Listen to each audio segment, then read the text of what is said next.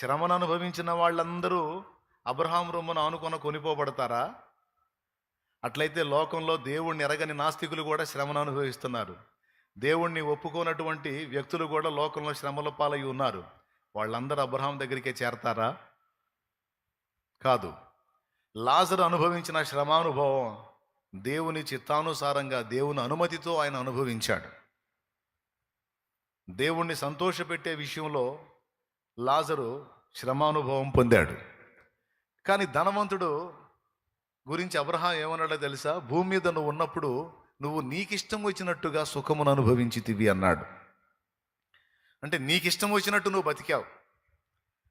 నిన్ను సృష్టించిన సృష్టికర్త ఒకడు ఉన్నాడని, అతడు నిన్ను భూమి మీదకి పంపించాడని, కొద్ది కాలమే నీ ఆయుష్కాలమని, తర్వాత నువ్వు చచ్చి దేవుని ముందు హాజరు అవ్వాల్సిన ఒక రోజు ఉంది అని నువ్వు పట్టించుకోలా.